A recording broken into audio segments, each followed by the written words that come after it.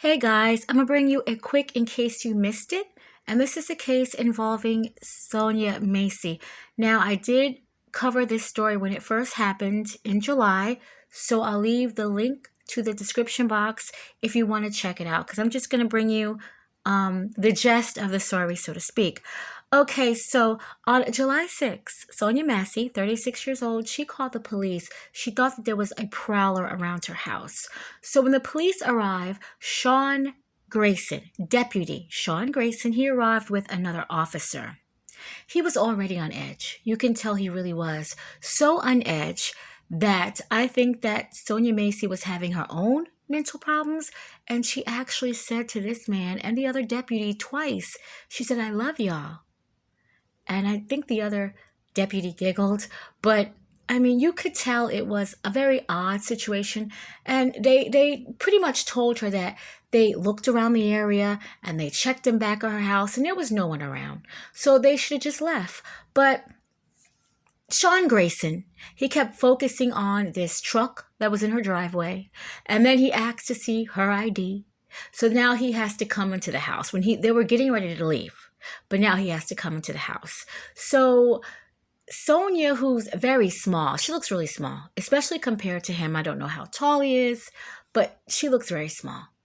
She looked like she was wearing her house coat or whatever, and she's rumbling, through some bags looking for her ID. Meanwhile, there is a pot of water boiling on the stove. So he says, "We don't want no fires. You need to cut off that stove." So she gets up, and as she cuts it off, I wish she just would have cut it off and came back to the sofa. But you know what? Sean Grayson, he had other things on his mind anyway. So she goes there and she cuts it off. And I guess she goes to put it in the sink. But she jokingly, and the video is right there, she jokingly says, "I rebuke you in the name of Jesus." And he said, "What?" And he draws his gun. "You better fucking not." And she drops the pot because she's trying to cover her face.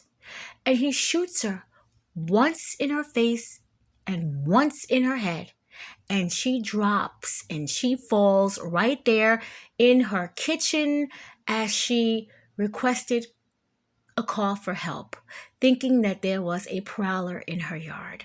She pretty much invited an evil man into her home. Now, the other deputy, he runs out. He says, "I'm going to go get, my kit."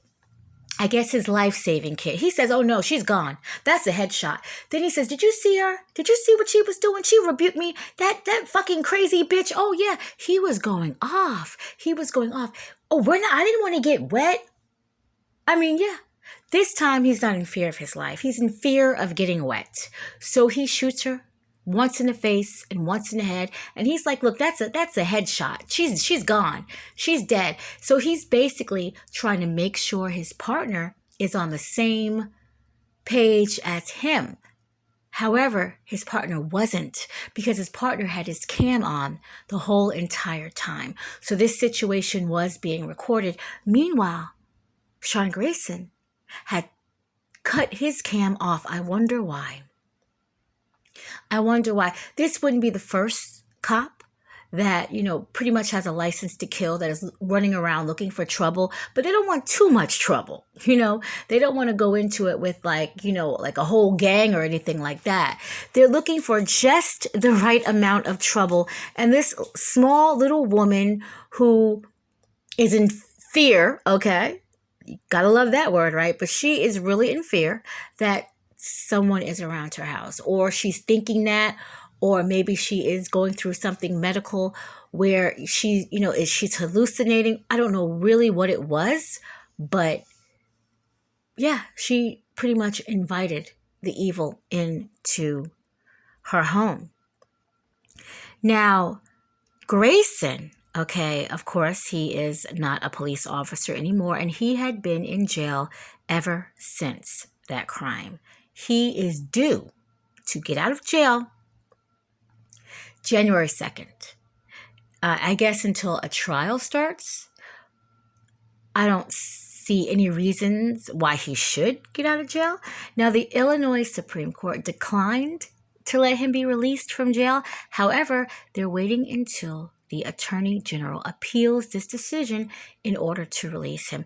And I'm pretty sure Sonya's family and friends do not want this man released. I don't understand why he should be. He should sit there in jail until trial, and, we'll see what happens after that.